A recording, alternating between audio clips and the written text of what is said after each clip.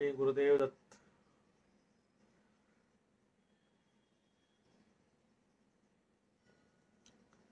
श्री गुरुदेव दत्त.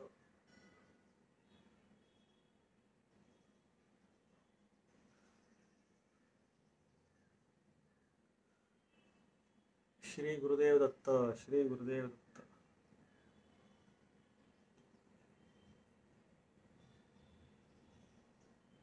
श्री गुरुदेव दत्त. कसे आहात सगळे? श्री गुरुदेव दत्त. येऊ दे. श्री गुरुदेव दत्त.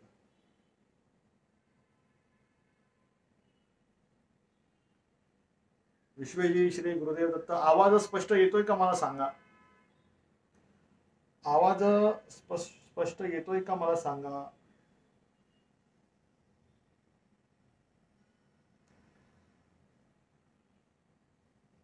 आवाज स्पष्ट येतोय का मला सांगा? आवाज स्पष्ट येतोय का मला सांगा? श्री गुरुदेव दत्त. श्री स्वामी समर्थ सगळ्यांना. श्री स्वामी समर्थ सगळ्यांना. श्री स्वामी समर्थ. आवाज स्पष्ट येतोय का? धन्यवाद. तुषार धन्यवाद. तुषार धन्यवाद. धन्यवाद. धन्यवाद. श्री गुरुदेव दत्त. श्री गुरुदेव दत्त. धन्यवाद. कुलकर्णी ताई धन्यवाद. धन्यवाद.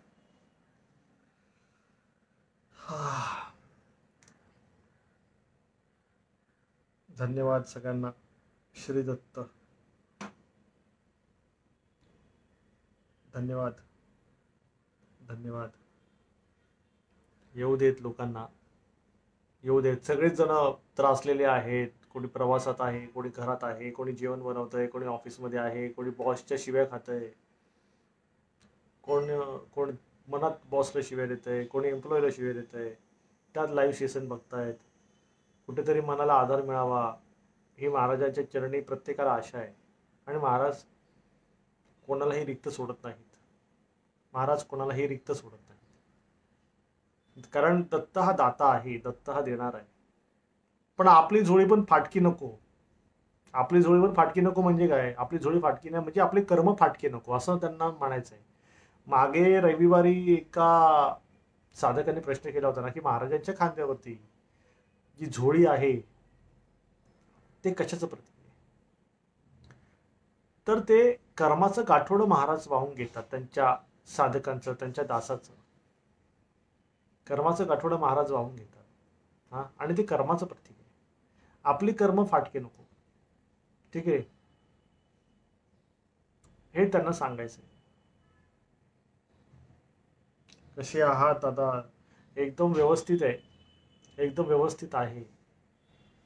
Absolutely fit and fine.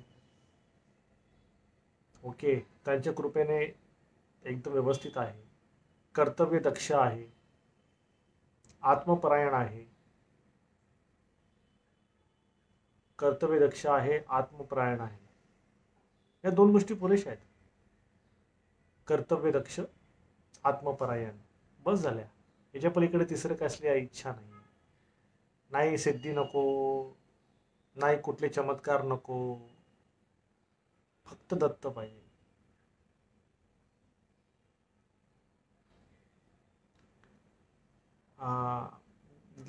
माझ्या खिडकीमध्ये रोज कावळा येतो. काय नाही ताई, कावळे येतात तर येऊ दे. फक्त डोम कावळा असतो ना, तोच फक्त टेन्शन देणार असतो. बाकीचं नॉर्मल गोष्ट. दादा भाडे करू मिळत नाही, उपाय सांगा. बर बर बर. भाडे करू मिळत नाही. शिवलीलामृताचे पाठ करा. शिवलीलामृताचा पाठ करायचा आणि मनातल्या मनात भाडे करू येईल अशी धारणा करायची. येतात भाडे करू. तुम्ही चक्री पारायण सुरू करा, भाडे करू येतात. दत्तावडे कुठे आहे? Long time no see. Dattawade, how you doing?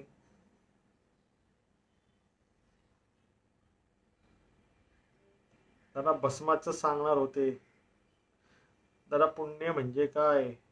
पुण्य म्हणजे काय की तुम्ही जे सत्कर्म करता त्या सत्कर्माची जी संचयनी आहे तिला पुण्य असं म्हटलेलं आहे. सत्कर्माची जी संचयनी आहे तिला पुण्य असं म्हटलेलं आहे, दुष्कर्माची संचयनी आहे त्याला पाप असं म्हटलेलं आहे. महाराजांची खूप सेवा करतो पण खूप संकट येतात. आता हे डिपेंड्स आहे पांचाळत की तुम्ही महाराजांची सेवा कशी करता, सगुणामध्ये करता की निर्गुणामध्ये करता. माझं तुम्हाला मत आहे की तुम्ही निर्गुणातून महाराजांची सेवा करा, म्हणजे डायरेक्ट आपला पिंड जागृत होतो. भाऊ शाळेचा पाण्याचा प्रयोग केला लगेच फरक नाही पडणार. काही ठिकाणी आपला पोटाचा जो कोठा असतो ना तो जड असतो, तर त्याचा परिणाम वेळेला वेळ लागतो. त्याचा परिणाम याला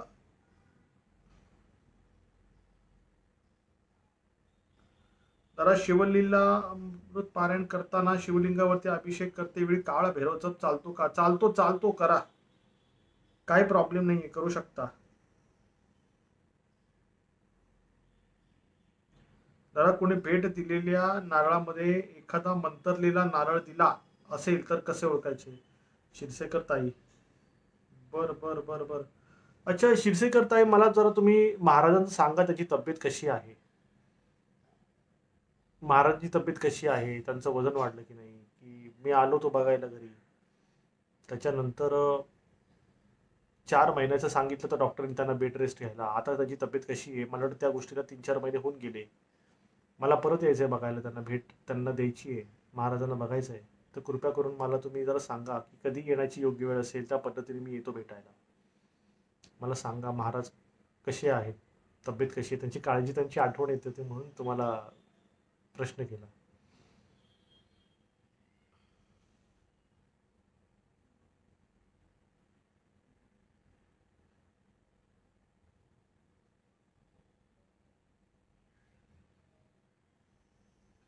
ओके.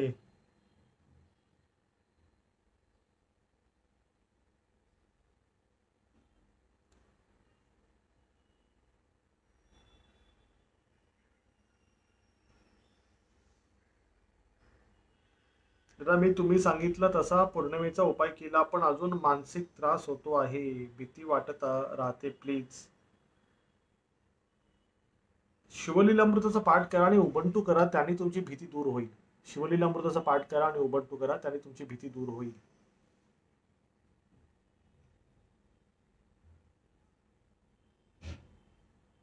तर आज तुम्ही खोटे गुरु कसे ओळखायचे सांगणार होतात.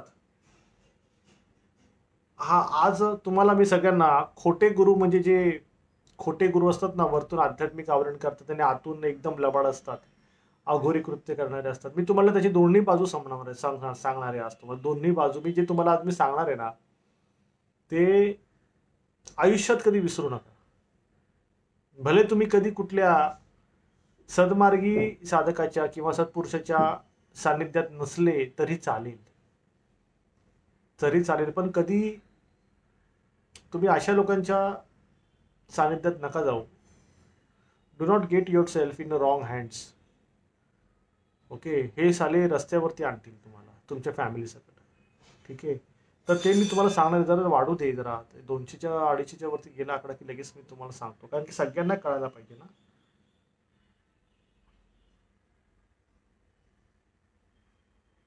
जरा फसव्या गुरूंना कसा धडाव शिकवता येईल कृपया सांगा. स्वतःला सद्गुरू म्हणवतात आणि लोकांना फसवतात. सांगतो मी अभिषेक भाऊ, तेच सांगणार आहे मी आज तुम्हाला. महाराजांची इच्छा आहे, महाराजांची इच्छा आहे, ते सांगणार तुम्हाला मी आज. नका चिंता करू, सांगतो तुम्हाला. फक्त काय थोडी संख्या वाढू दे, स्टेप बाय स्टेप मी त्या पॉईंटवरती येतो.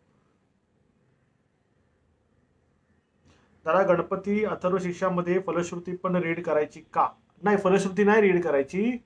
श्री वर्धमूर्ते नमापर्यंत करायचं, एक आवर्तन पूर्ण होतं. श्री वर्धमूर्ते नमापर्यंत असं 20 आवर्तन करायची आणि 21व्या वेळेला शांती मंत्र बोलून मग ओम नमस्ते गणपते, मग येतं तर शिष्य, मग ते आहे पुढे ते फलश्रुती कंटिन्यू करायची.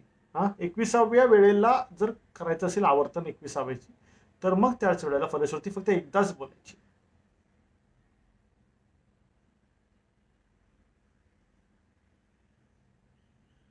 माझ्या मुलासाठी गाडी घेतली आहे, घरी कधी घेऊन येण्यासाठी मुहूर्त सांगा. सांगतो मी, रविवारी मुहूर्त सांगतो गाडी घेऊन येण्यासाठी.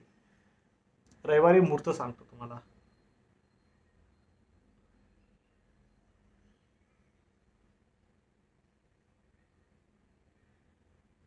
जरा आईवरून उतारा काढला, तिला दुसऱ्या दिवसापासून 2 दिवस ताप आला, अंगात राण नाही, डॉक्टरांचे मेडिसिन केले, काय चूक झाली का, उपाय सांगावं. काय चूक तर नाही झाली. कधी कधी उतारा काढल्यानंतर निगेटिव्ह एनर्जी बॉडीतून निघताना बॉडीला थोडासा त्रास होतो, पण असं काही नुकसानदायक नाही होणार.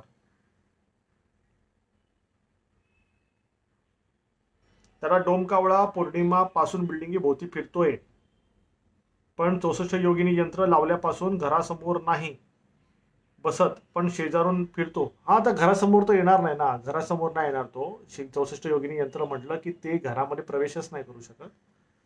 पण तो पण, त्याचा पण नायनाट होईल, तुम्ही चिंता नका करू. त्याचा प्रभाव पण तसाच पडणार आहे आणि ते बाजूने पण ते बाजूला होईल.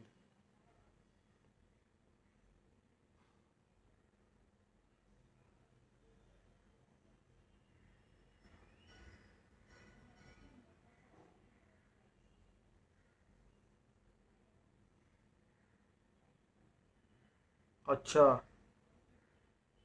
अच्छा. दादा, पौर्णिमेला योगिनी यंत्र 2 वेळा पडले. ताई, पडायला नाही पाहिजे, व्यवस्थित लावा ताई दरवाजाला. पडायला नाही पाहिजे ताई. दादा, हा कोरोना जाण्यासाठी आपल्या सर्व साधकांना काहीतरी मेसेज द्या. ओके. देवाऱ्यामध्ये कळश ठेवला पाहिजे, देवाऱ्यामध्ये कलश ठेवला पाहिजे. ठीक आहे, देवाऱ्यामध्ये कलश ठेवलाच पाहिजे. हा. पारायण सुरू करा, 3 दिवसीय पारायण सुरू करा. स्वामी समर्थ सारामृतचं पारायण करता, ते 3 दिवसीय पारायण सुरू करा.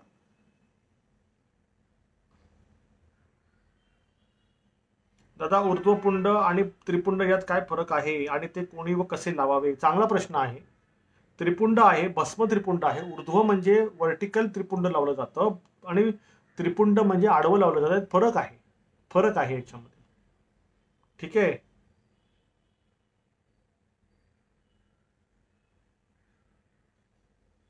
दादा, तुमचा आशीर्वादनी आणि दत्तगुरूंची कृपेने कोरोनाचा काही त्रास झाला नाही. थँक्यू सो मच दादा. शिवलीलामृत रोज वाचताना आहे, खूप सुंदर अनुभव आले. सगळ्यांनाच आपल्याकडे जे जे काय बाधित आहे, ज्यांना निमोनिया वगैरे झाला किंवा त्यांना अशा पद्धतीची त्रासदीला भोगावं लागलं आयसीयू मध्ये. मागे पण गेल्या आठवड्यामध्ये पण एक भाऊ होते, त्यांच्या नाकातोंडातून हिरवं पाणी यायला सुरू झालं होतं, तर ते पण रातोरात थांबलं होतं त्यांचं.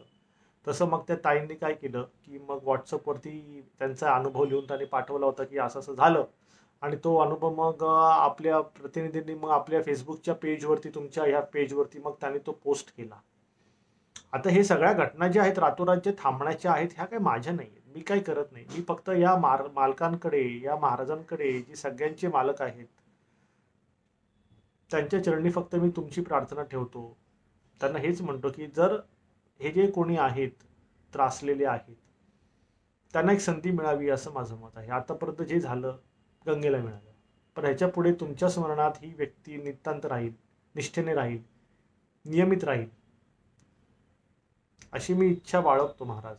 मग तुम्ही मला फक्त एक संधी द्या. या माणसाला, ही जी व्यक्ती आहे, या आयसीयू पेशंट जे यांना त्रास झालेला आहे, मग मागे एकदा छातीत रॉड घुसलेली व्यक्ती असो किंवा लहान बाळाचा त्रास असो किंवा वृद्ध व्यक्तीचा असो, ठीक आहे ना, आयुष्यभर ठीक आहे, विषय काही झाला असेल, पण आता या व्यक्तीला जाणीव झालेली आहे की आयुष्य सोपं नाही आहे. मग आता तुम्ही याला एक संधी द्यायला काय हरकत आहे? मग त्यावेळेला महाराजांना थोडंसं मी कन्व्हिन्स केल्यानंतर म्हणजे ते ऐकतात ते, आणि मग ते ताबडतोब मग ते सूत्र हलवून मग त्या जीवाचा उद्धार करायला घेतात. पण तिथे पण त्या जीवाला पण लक्षात आलं पाहिजे की अरे, त्याचा श्वास जो निरंतर आहे त्या आयसीयू मध्ये, तो आहे फक्त त्या महाराजांच्या इच्छेने.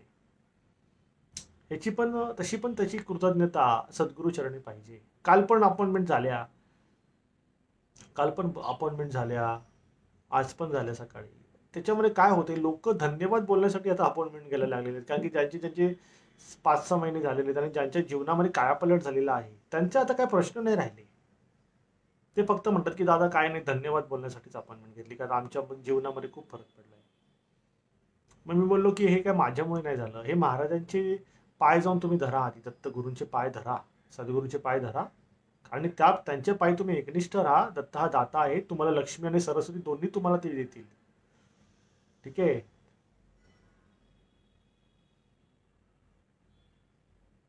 दोन्ही तुम्हाला देतील. ओके, 222 झाले, अजून येतील लोक. तर तुम्हाला मी सांगतो, फसव्या गुरूंचा विषय आज खूप फेमस होणार आहे, मला माहिती आहे. आणि फसव्या गुरूंशी कसं निपटायचं ते पण सांगतो तुम्हाला. आजचा जो विषय आहे, आजचा विषय तुम्हाला मी असा सांगणार आहे की फसव्या गुरुला कसं ओळखायचं, बाबा भगतला कसं ओळखायचं, ते तर सांगणारच आहे. प्लस यांच्याशी कसं निपटायचं ते पण तुम्हाला सांगेन.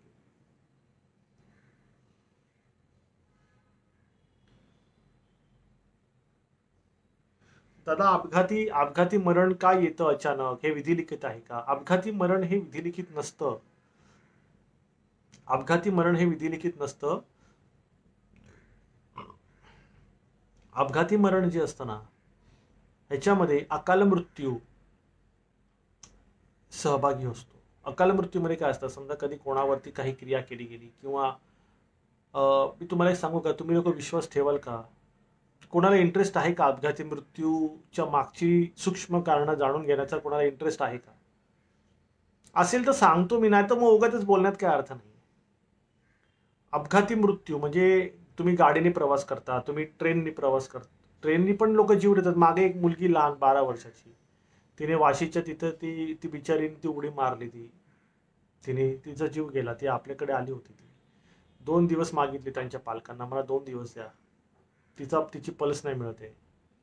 तिची पल्स नाही मिळते, 2 दिवस द्या. 2 दिवस खूप प्रयत्न केले, पण ती नाही वाचली. शेवटी डॉक्टरांनी तिला ब्रेन डेड म्हणून घोषित केलं. तर अपघाती मृत्यू कसा होतो, तुम्हा लोकांना इंटरेस्ट आहे का ऐकण्यामध्ये? समजा ॲक्टिवा चालवताय, 2 व्हीलर चालवताय, 4 व्हीलर चालवताय, किंवा ट्रक चालवणारी लोक आहेत, रिक्षा चालवणारी लोक आहेत, कार चालवतायत. तर मी पण कंटिन्यू ड्रायव्हिंग माझं असतं. कंटिन्यू मी ड्रायव्हिंग करतो गाडी. हा, कंटिन्यू ड्रायव्हिंग करतो. गाडी पण मॅटर करते, गाडी पण मॅटर करते. नुसतं अपघात झाला याला मॅटर नाही करत, गाडी पण मॅटर करते. तर अपघात होतो कसा, अपघात होण्यामागे काय कारण असतात, सूक्ष्म कारणं काय असतात, आणि अपघात झाल्यानंतर काय करायचं, काय होतं आपल्याकडे लक्षात घ्या. आयसीयू मध्ये पण आपलं सॉरी, आपल्याकडे इमर्जन्सीमध्ये केसेस येतात तर अपघाती लोकांचे येतात, तर ते 12 तासानंतर आपल्याकडे केसेस येतात. ऍक्च्युअली अपघात झाल्यानंतर जागेवरती ह्या गोष्टी तुमच्याकडे असायला पाहिजेत, आणि तुम्ही आजच या गोष्टी तुमच्या सोबत बाळगणार आहात. म्हणजे 2 व्हीलर घेताना 2 व्हीलरच्या डिक्कीमध्ये ठेवायच्या, 4 व्हीलर घेताना 4 व्हीलरच्या ग्लोब बॉक्समध्ये ठेवायच्या किंवा मागे डिक्कीमध्ये ठेवायच्या, पण ठेवायच्या. ठेवायच्या या वस्तू ठेवायच्या जागेवरती. कारण की गाडी गेली चालेल, माणूस नाही गेला पाहिजे. माणूस नाही गेला पाहिजे. गाडी गेली की जाऊ दे, एक गाडी गेली तिचा इन्शुरन्स असतो, त्याचे पैसे तुम्हाला भेटतील, पण माणूस मेल्यावरती तुमचं नुकसान होणार आहे. नुकसान होणार आहे. म्हणून म्हणून मी तुम्हाला ते सांगतो की अपघात कसा होतो, अपघात कसा होतो ते तुम्हाला मी सांगतो. कारण की मी या फेजमधून गेलेलो आहे. माझे पण अपघात झालेले आहेत. हा, माझे पण अपघात झालेले आहेत. कळलं, बाईकवरून पण झालेला आहे माझा अपघात. कारवरून तर झालेलेच आहेत माझे अपघात. हा, गाणगापूरला जाताना पण अपघात झालेला आहे. तो एकदम डेंजरस अपघात होता. हे बघा, इथे लागले नाही, हे लागले नाही, खूण आहे नाही, इथे काच घुसली होती, इथे या ठिकाणी. परत इथे काचा घुसलेल्या आहे बघा, हे बघा आत्ता पण त्या खुणा आहेत बघा, इथे सगळ्या काचा घुसलेल्या होत्या. परत हा ओठ फाटला होता, म्हणजे परत इथे नाकाच्या इथे काच घुसली होती, डोळे वाचले होते, सगळ्या काचा घुसल्या होत्या इथे या पोर्शनमध्ये. तर सांगण्याचा अभिप्राय असा की अपघात कसा होतो. मी ह्यातून प्रॅक्टिकली गेलेलो आहे. मृत्यू मी स्पर्श करून आलोय मृत्यूला. एकदा नाही, मी 2दा स्पर्श केलाय मृत्यूला, 2दा. ज्या वेळेला माझा अपघात झाला होता त्यावेळेला इथे अशी 3 नखं अशी अशी होती, या पोझिशनला अशी 3 नखं अक्षरशः ओरबडल्यासारखी होती. गाणगापूरच्या अलीकडे मैंदगी नावाचं गाव लागतं. तुम्ही कधी गाणगापूरला गेलात तर मैंदगी नावाचं गाव लागेल. मैंदगीच्या पुढे एक ब्रिज लागतो. ब्रिज क्रॉस केला तर एक टर्न असतो. त्या टर्नमध्ये आमची कार जी होती ना ती उतरली होती 50-60च्या स्पीडला आणि पलटी खाल्ले 2दा आणि छतावरती उभी राहिली होती. गाडी फुल भरली होती, लहान मुलं होती, वयोवृद्ध लोक होती, आपल्या आपल्या ऑफिसमधले नवले सर पण त्या कारमध्ये होते. पण कोणाला काही झालं नाही, कोणाला काही झालं नाही. महाराजांनी कोणाला काही होऊ दिलं नाही. माझ्या जबाबदारीवरती आले होते सगळे, म्हणून फक्त मलाच त्रास झाला. माझा चेहरा त्याच्यामध्ये खराब झाला त्यावेळेला. पण सेवा नाही थांबली. गाणगापूरची सेवा झाली, कारण त्यावेळेला पुण्यावरून लोक आले होते, औरंगाबादवरून लोक आले होते त्यावेळेला सेवेसाठी. 15 तारखेला 2015च्या दिवाळीतल्या 15 तारखेला पण सेवा नाही थांबली. अपघात झाला, गाडीचा चुरा झाला, इंजिन गेलं कामातून, छतावर गाडी उभी राहिली, चारी चाकावरती, पण सेवा नाही थांबली महाराजांची. उतरल्यानंतर मी एकच बोललो की आम्हाला सेवा करायची. त्यावेळेला मला शुद्ध पण नव्हती, फक्त डोक्यात एकच होतं की महाराजची सेवा करायची गाणगापूरला जाऊन. एवढंच माझ्या ध्यानात होतं. नंतर मला सांगितलं की दादा तुम्ही असं बोलत होते की तुम्ही फक्त सेवा सेवा बोलत होते, बस बाकी काय बोलत नव्हतं. मी बोललो आता त्यांची इच्छा, त्यांची परीक्षा आहे, ते घेतात परीक्षा, त्यांना मारायचं आहे, त्यांना बघायचं की हा बेशुद्धीमध्ये पण काय बडबडतो, महाराजांना बघायचं असेल, ठीक आहे म्हटलं, त्यांची मर्जी, ते मालक आहेत बाबा, ते आपल्याला कसंही कुठूनही आपल्याला ते फाडू शकतात, त्यांची मर्जी आहे ना. मग तिथून मग गाणगापूरला सेवा झाली दुपारी. हा, चेहरा पूर्ण ब्लिडिंग, चेहऱ्यातून पूर्ण रक्त पडत होतं माझ्या, फुल ब्लिडिंग चेहरा झालेला. त्याच्यानंतर संध्याकाळी मग राजेराय मठामध्ये सेवा झाली. मग सेवा झाली सकाळपर्यंत. म्हणजे आम्ही संध्याकाळी बसलो, त्याच्यामध्ये श्री स्वामी सारामृतचा पाठ वगैरे झाला, सगळ्या नामस्मरण झाली, ठीक आहे. त्याच्यामध्ये मग भैरवचंडी वगैरेचे पाठ आहेत ते झाले. सकाळपर्यंत महाराजांची सेवा झाली. म्हणजे अपघात जरी झाला तरी सेवा काय थांबली नाही महाराजांची. हा माझा सांगण्याचा अभिप्राय आहे. म्हणजे तुम्हाला लोकांना मी सांगतो की अपघात वगैरे जे काय होत असतात तिथे तुमची विल पॉवर खूप महत्वाची असते. माझी विल पॉवर यासाठी नव्हती की मला वाचायचंय, माझी विल पॉवर यासाठी होती की मला महाराजांची सेवा करायची, ही माझी विल पॉवर होती. तर तुम्ही सांगितलेले विष्णू सहस्त्रनामाचा महिमा आघात आहे. मला आज सकाळी स्वामींचे दर्शन झाले. दादा आज मला सकाळी स्वामी दर्शन झाले. स्वामी कसे दिसतात हे अनुभवले, हे फक्त तुमच्यामुळे झाले, माझ्यामुळे नाही झाले. महाराजच करतं सगळं, हेच बसले सगळे. सगळ्यांना काय बोलणार मी, महाराजांची लीला आहे.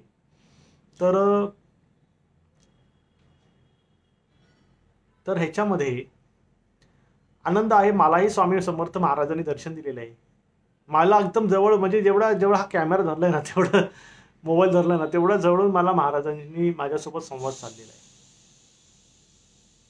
मग आता अपघात जो होतो, आता मी तुम्हाला पहिले अपघातच सांगतो. जो अपघात होतो म्हणजे आता समजा घरातून व्यक्ती बाहेर पडते, अपघात होण्याआधी, कुठलाही अपघात होण्याआधी एक इंट्युशन येतं.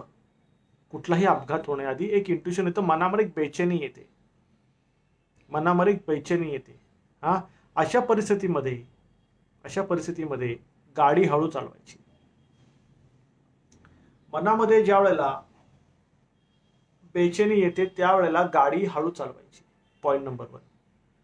पॉइंट नंबर 2, आपली चुकी नसली तरी बाजूवाला चुकी करतो, पण ह्याच्यामध्ये सूक्ष्म शक्त्यांचा त्रास कसा असतो सांगतो. समजा काही करणीबाणीचे प्रकार घडतात,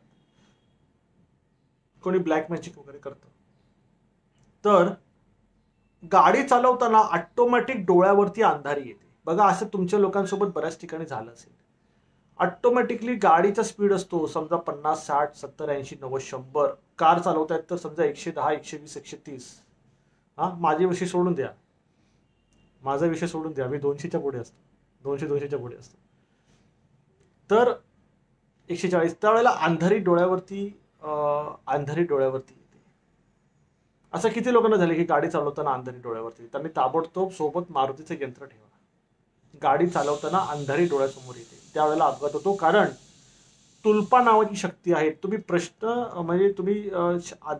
अपघाती प्रश्न केलाय तर तुल्पा TULPA तुल्पा नावाची शक्ती जी असते ना, तर ती घात करते. पॉइंट नंबर 1, तुल्पा नावाची शक्ती घात करते. म्हणून काळ भैरव प्रवासी दैवत आहे, त्याच्या स्मरणात राहायचं, म्हणजे जीवाला धोका राहत नाही. डोळ्याला अंधारी येते, कधी कधी ब्रेक मारता पण ब्रेक पण लागत नाही. हा, कधी कधी समोरच्या पुढच्या माणसाने ब्रेक मारला, मागून आपण जाऊन ठोकतो, कारण आपल्या स्पीड त्यावेळेला जास्त असतो आणि अंतर पण कमी असतं दोघांमधलं, आणि आपल्याला लक्षात नसतं आणि आपल्याला कळत नसतं. कधी कधी अपोजिट लाईननी निगेटिव्ह लेनमध्ये गाडी घुसते आणि माणसाला उडवून देते. हा, ओव्हरटेक करताना आपण अपोजिट लेनमध्ये जातो आणि पाठीमागून गाडी येते आणि आपला लेन कॅप्चर करते आणि आपल्याला लेफ्टला घुसायला भेटत नाही, मग समोरून येणे गाडी ठोकून देते. हे असे पण प्रकार आहेत, कळलं? असे पण प्रकार आहेत. तर अशा परिस्थितीमध्ये अपघात होतो, सूक्ष्मदेह तिथे तुमचा घात करतो. त्या त्या लोकेशनला तिथे शक्ती सक्रिय असते. त्या शक्ती त्या लोकेशनला ब्रेकचं फंक्शनलिटी होऊ देत नाही. हेडलाईट्स कधी कधी ऑटोमॅटिकली रात्री बंद होतात, काम करत नाही. अशा परिस्थितीमध्ये घरातून निघताना कधीही तुम्ही कुठे लांब ट्रॅव्हलिंग चालले आउट ऑफ द सिटी, तर कृपया करून तुमच्या वाहनाचा उतारा काढा. नारळाचा वाहनाचा उतारा काढा. नारळाचा उतारा काढा. नारळ आपटून टाका. विषय क्लिअर. गाणगापूरला जाताना आम्ही लोकांनी लिंबू नारळ पद्धतशीर आम्ही उतारा काढला. त्यामुळे सोलापूरला ज्या गाडीचा अपघात होणार होता ती गाडी चकव्यामध्ये फसली आणि आमच्या गाडीचा अपघात झाला. विषय कळला? त्या अर्थी तुम्ही कृपया करून गाडी सांभाळून जा. ऍक्सिडेंटचा एक विषय असतो, त्याच्यामध्ये विचार करायला भेटत नाही. आणि अशा परिस्थितीमध्ये काय, जर अपघात झालाच, इन केस जर अपघात झालाच, तर ताबडतोब नारळ काढायचा आणि गाडीवरून उतारा काढून फेकायचा. का? कारण की जर अपघातामध्ये कुठली व्यक्ती दगावली असेल, तिला जखमा झाल्या असतील, ती इंजुरी तिला झाली असेल, तर औषधाचा तिच्यावर चांगला परिणाम होतो आणि तिची रिकव्हरी फास्ट होते.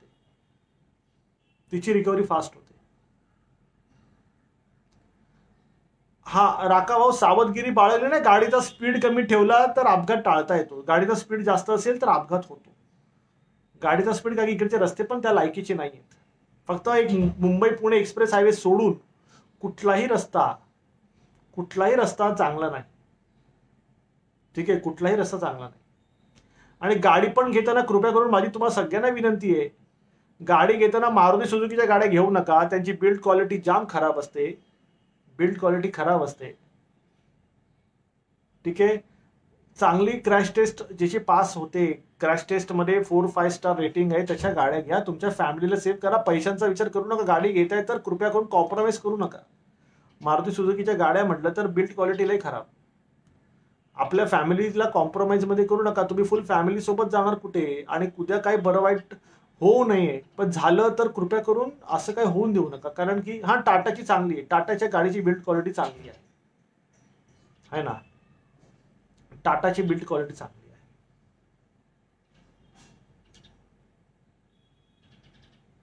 त्याच्यामुळे शक्त्या सक्रिय आहेत 24/7, 12 ते 3, दुपारी 12 ते 3 आणि रात्री 12 ते 3चा जो काळ आहे हा डेंजरस असतो. तुम्ही नोट करा पाहिजे तर. तुमच्यापैकी किती लोकांना एक्सपिरियन्स आहे दुपारी 12 ते 3चा काळ आणि रात्री 12 ते 3चा काळ, ह्याच्यामध्ये बघा मॅक्सिमम अपघात होतात. श्री स्वामी समर्थ दर्शनाचा तुमचा अनुभव सांगा. सांगतो ताई. दुपारी 12 ते 3 आणि रात्री 12 ते 3चा जो टाइम आहे ना, तो कृपया करून मेंटेन करा.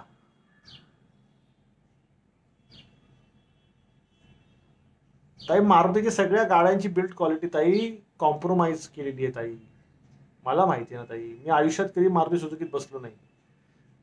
मला माहिती आहे, मी नाही, कधीच नाही बसलो मारुती सुझुकीच्या गाड्यात, कधीच नाही. माझ्याकडे आहे तर हुंडाईची क्वालिटी चांगली आहे. हुंडाईची बिल्ड क्वालिटी, ती पण हुंडाई इलांट्राची क्वालिटी. ए पिलर खूप पॉवरफुल आहे. इंजिन ब्रेक होईल, इंजिनचे 2 तुकडे झाले पण ए पिलर नाही तुटला. हा, आणि बीएमडब्ल्यूचं तर काय, माझा एक्सपिरियन्स आहे एकदम खतरनाक.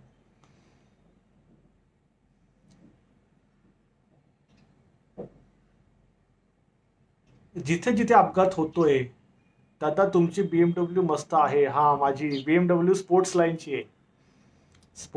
बीएमडब्ल्यू आहे, ऑटोमॅटिक आहे, मजा येते, रायडिंग प्लेजर आहे. आता काय माहिती का, आता 3 कॅटेगरीमध्ये आहे. आता मर्सिडीज जर तुम्हाला इंटरेस्ट असेल तर it's good for luxury and comfort. It's good for luxury and comfort. तुम्हाला टेक्नॉलॉजी पाहिजे असेल देन ऑडी इज बेस्ट. आणि रायडिंग प्लेजर जर घ्यायचं असेल देन बीएमडब्ल्यू. मी रायडिंग प्लेजर घेणारी व्यक्ती. त्याला टाटाचे पण छान गाड्या आहेत. बिल्ड क्वालिटी भारी आहे. लक्षात घ्या. रात्री हुंडाई टुसॉन भारी आहे, भारी आहे गाडी. हुंडाई टुसॉन भारी गाडी. मी येतो पॉईंट 315 झाली. आपल्याला फसव्या गुरूंचा विषय घ्यायचा आहे. ताई उबंटूचा अर्थ घ्या ना ताई तुम्ही. उबंटूचा अर्थ आहे ना आपल्या युट्यूब चॅनलवर टाकलाय ना ताई. टोटल व्हिडिओ बनवलाय मी उबंटू म्हणजे काय. बघा बघा बघा, तुम्हाला सांगतोय बघा. 12 ते 3 मध्ये बघा चकवा बसतो. म्हणजे दुपारी 12 ते नाही, रात्री 12 ते 3चा अपघात होतो. हा, तर तुम्ही कृपया करून मला एवढंच म्हणायचं की गाड्या चालवताय, बाईक चालवताय, स्कूटर चालवताय, 2 व्हीलर 4 व्हीलर चालवताय, तर डिक्कीमध्ये अरे नारळ ठेवत जा रे बाबा, नारळ ठेवत जा. उद्या काय झालं पुढे मागे, काय हाताफायला लागलं तर पटकन आपल्यावरून नारळ उतरवून तिथल्या तिथे आपटायचं आणि फ्री व्हायचं.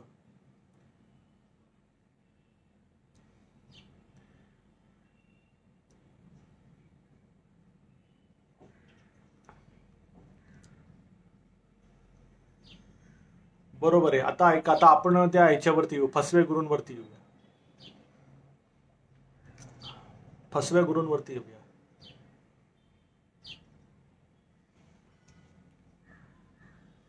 ऐका, फसव्या गुरूंवरती कसं यावं, म्हणजे आय मीन फसव्या गुरूंवर कसं यावं म्हणजे फसव्या गुरूंना कसं ओळखावं आणि ओळखण्याचे काही लक्षणं आहेत. फसव्या गुरूंना ओळखण्याची काही लक्षणं आहेत. सगळ्यात पहिलं लक्षण सांगतो. सगळ्यात पहिलं लक्षण फसव्या गुरूंना ओळखण्याचं, माझ्याकडे हे वार आहे, माझ्याकडे ते वार आहे, हा संचार माझ्याकडे आहे, तो संचार माझ्याकडे आहे. कळलं. हे अशी ज्याची बडबड असते, हे वार आहे, ते वार आहे, हा संचार आहे, तो संचार आहे, अशा गुरूंपासून लांब राहा. दत्त संप्रदायामध्ये दत्त चरण रज, श्री दत्त चरण एकमेव जीवनाचा आधार, ही धारणा आहे प्रत्येक दत्त विभूतीची. ही धारणा आहे प्रत्येक दत्त विभूतीची. दत्त विभूती अर्थात दत्त महाराजांचे जे साधक आहेत ते कधीही दत्तचरणाशिवाय दुसरी गोष्ट करत नाहीत. हे संचार पंचार त्यांना इंटरेस्ट नसतो, नाही त्यांना कुठल्या चमत्काराने. ते फक्त एकच महाराजांकडे बघणार, महाराज जे बोलतील ते करणार. त्यांना बाकीच्या गोष्टीशी घेणं देणं नसतं. सगळ्यात पहिले हा संचार, तो संचार, हे वारं ते वारं, या लोकांपासून 10 कोस लांब राहा.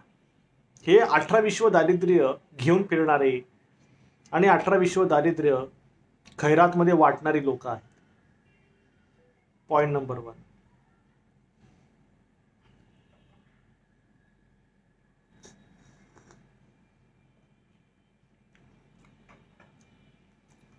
Point number 1. Point number 2. जर तुम्ही श्रीमद परिवंश परिव्राजकाचार्य सद्गुरू वासुदेवानंद सरस्वती टेंबेस्वामी महाराजांच्या वचनांवरती चालणारे आहात, तर टेंबेस्वामी महाराज त्यांच्या जीवनचित्र काळामध्ये कधीही त्यांनी शक्तिपात नावाचं काही त्यांच्याकडे असं काही नव्हतं.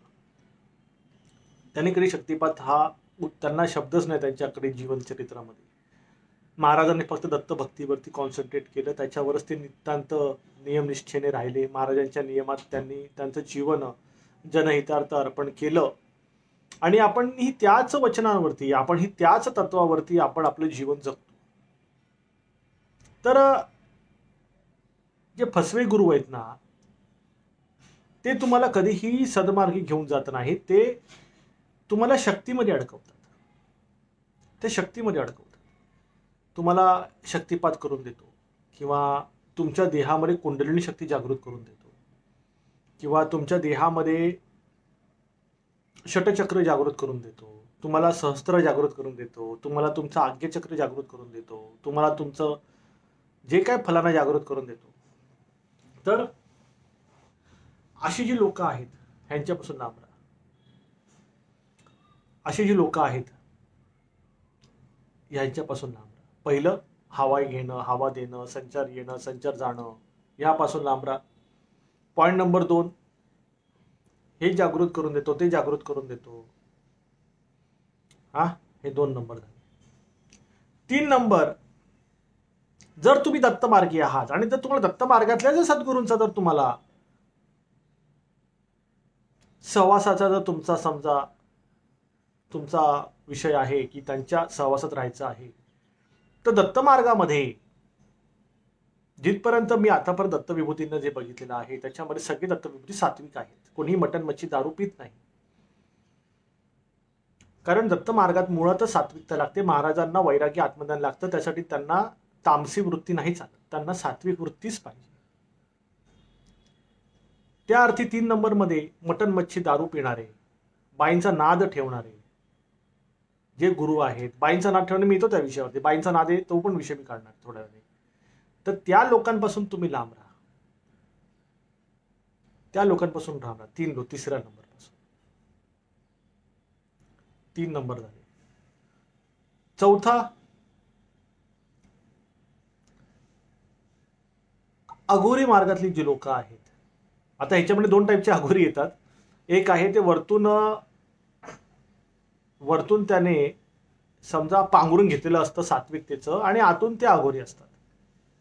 ते दाखवत नाहीत की ते अघोरी आहे, ते वरतून त्यांनी पांघरून घेतलेलं असतं अघोरीचं. आणि ते दुसरे जे असतात ते नागा टाईप असतात, ते ऑलरेडी अघोरी असतात.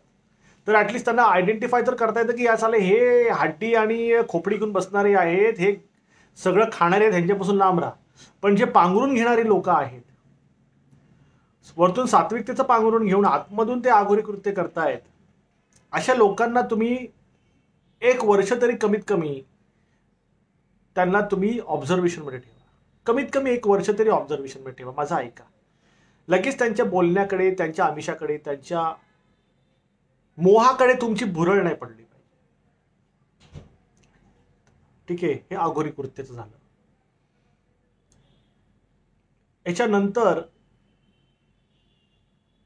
ह्याच्यानंतर पुढचा जो विषय आहे, फसवे गुरूंचा विषय जो आहे, तुम्ही you be a good listener. जे गुरु आहेत, जे कोणी फलाना गुरु आहे, तुम्ही त्यांना ऐका, निरंतर ऐका. तुम्ही एक नोट्स क्रिएट करा. ठीक आहे, तुम्हाला त्या गुरुबद्दल आस्था झाली, त्या गुरुबद्दल तुम्हाला आपुलकी वाटते, त्या गुरुच्या कार्याबद्दल तुम्हाला सहानुभूती आहे, एकदम एकदम बरोबर आहे तुमचं म्हणणं, एकदम बरोबर आहे तुमचं म्हणणं. अरे पण तुम्ही स्वतःचे नोट्स क्रिएट करा ना. त्यांच्या बोलण्यामध्ये विसंगतपणा कुठे येतो ते आयडेंटिफाय करा. विसंगतपणा कुठे येतो ते आयडेंटिफाय करायचं. ठीक आहे. मग त्याच्यामध्ये त्यांचा अन्नमय कोश आला. अन्नमय कोशी संबंधित हा व्यक्ती कसा आहे. मनोमय कोश आहे, मनोमय कोशाबद्दल हा व्यक्ती कसा आहे. प्राणमय कोश आहे, या प्राणमय कोशामध्ये या व्यक्तीचे डायरेक्ट ब्रह्मांडातून, महाराजांच्या दरबारातून ऋणानुबंध आहेत की नाही. ज्ञानमय कोश आहे, या व्यक्तीच्या ज्ञानामध्ये नक्की कुठल्या प्रकारचं ज्ञान भरलेलं आहे. 3rd क्लास लेवलचं पुस्तकी ज्ञान आहे का 2nd क्लास लेवलचं हस्तकी ज्ञान आहे, प्रॅक्टिकल ज्ञान आहे, की 1st क्लास लेवलचं मस्तकी ज्ञान आहे. डायरेक्ट महाराजांकडून ह्याच्या डोक्यामध्ये डेटा डाउनलोड होतो का लोकांचा, हे बघा. हे बघा. ज्ञानमय कोश. आनंद आहे का, ब्रह्मानंदामध्ये लीन आहे का, सदैव महाराजांच्या प्राप्तीवर चालतो का दाखवायचे दात वेगळे आणि खायचे दात वेगळे, दाखवायचे दात वेगळे आणि खायचे दात वेगळे. हा. आणि ह्याच्यानंतर मग शेवटचा आनंदमय कोश आहे. ज्ञानमय कोश नंतर आनंदमय कोश आहे. म्हणजे पहिले तुमचा अन्नमय कोश, दुसरा मनोमय कोश, तिसरा प्राणमय कोश, चौथा ज्ञानमय कोश आणि 5वा आनंदमय कोश. हे 5ही कोश त्याचे बघायचे असतात. त्याच्या झोळीत काय आहे ते पहिले बघायला शिका. मगच तुम्हाला आयडेंटिफाय होणार आहे की हा खरोखर सदमार्गी आहे की हा ढोंगी आहे. तरी तुम्ही सगुण रूपातल्या गुरुच्या सान्निध्यात बसण्यापेक्षा मी तुम्हाला पहिल्यापासून सांगत आलोय, जेव्हापासून दत्तप्रबोधिनी न्यासची स्थापना झालेली आहे तेव्हापासून मी तुम्हाला ओरडून सांगतो आहे की तुम्ही सगुण देहाच्या गुरुच्या भानगडी जर पडाल, आज नाही तर उद्या वाट लागेल. कारण जर त्याचा पाय घसरला, सगळ्यांची वाट लागते त्याच्या पाठीमागे. जितके त्याला फॉलो करतात सगळ्यांच्या घरी त्रास होतो. मग हे सगळं कोणाची गॅरंटी काय घेणार आपण या जन्मामध्ये आणि या दुनियेमध्ये, आताच्या वर्तमान स्थितीमध्ये कोणाची गॅरंटी घेणार आपण. मग इतकं नको व्हायला त्रास, म्हणून मी पहिल्यापासून म्हणून सांगत आलोय की तुम्ही डायरेक्ट निर्गुणातून महाराजांना शरण जा. तुम्ही डायरेक्ट निर्गुणातून महाराजांना समोर जा, त्याचे शरण जा आणि महाराजांना बोला की या विश्वामध्ये आम्हाला कोणी असा मिळत नाहीये की जो तुमच्या वचनावरती निष्ठेने उभा आहे, तटस्थ आहे, तुमच्या पणाला त्यांनी त्याचा पण बनवलेला आहे, असं कोणी मिळत नाही. मग आम्हाला तुमच्याशिवाय दुसरं कोण नाहीये. जर तुम्ही तळमळीने महाराजांना बोलाल ना तर महाराज तुम्हाला दृष्टांत देतील. आणि हे मला वाटतं असं हेच योग्य आहे. मी काय तुमचा गुरु नाहीये, मी तुमच्यासारखाच साधक आहे. फक्त एवढंच आहे की माझ्या जीवनामध्ये दुनियादारी खूप झालेली आहे. आध्यात्मिक जीवनामध्ये सगळ्या प्रकारच्या लोकांना भेटलेलो आहे.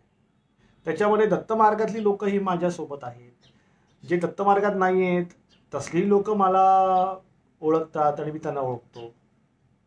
मला माहिती आहे महाराजांच्या मार्गामध्ये कसं राहायला पाहिजे. विषय समजून घ्या. हा विषय खूप गहन विषय आहे. चुकीच्या ठिकाणी जर तुम्ही स्वतःला सुपूर्त कराल तर वाटोळं लागेल आयुष्याचं. Do not get your self in wrong hands. कारण वेळ गेल्यानंतर खूप नुकसान होतं. नाकोडा भैरव म्हणजे स्वर्णाकर्षण भैरव.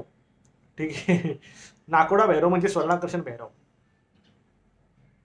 त्याच्यामुळे डायरेक्ट महाराजांच्या, मी तुम्हाला सांगतोय ना, डायरेक्ट निर्गुणातून दत्तचरणी कसं एकरूप व्हायचं. तुम्हाला काय टेन्शन आहे? दर आठवड्याला 2दा लाईव्ह काय येतोय आपण? काय येतोय दर आठवड्याला? एवढा अट्टहास का करतोय मी तुमच्या समोर लाईव्ह येण्याचा? की तुम्हाला प्रत्येक वेळेला मला हेच समजवायचं आहे की तुम्ही दत्तचरणी निर्गुणाने एकरूप व्हा. गेल्या 1 वर्षापासून मी तुम्हाला सांगतो, महाराज समोर आहेत, महाराज समोर आहेत.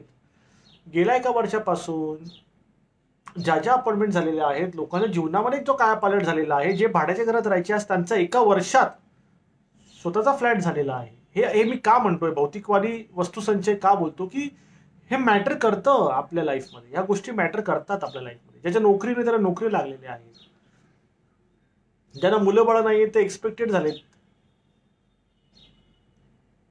हे का सांगतोय तुम्हाला? कारण दत्त हा दाता आहे. तुम्ही जर प्रॉपरली जर तुम्ही स्वतःला जर ह्याच्यामध्ये इन्व्हॉल्व कराल ना तर महाराज तुमचं जीवन सुधारतील. पण तुम्ही जर काय चुकीचं करत असाल तर ते तुम्हाला उभं नाही करणार. ते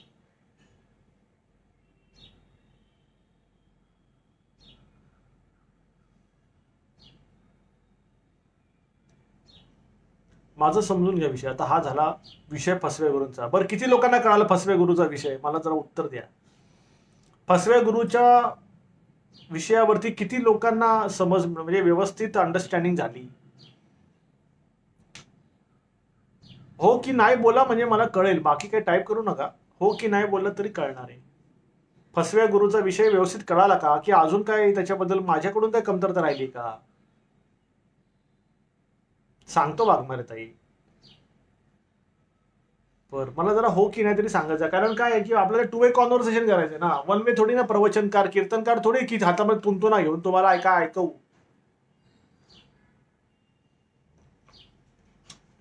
बरं, कोणाला नाही कळालं फसव्या गुरुचा विषय?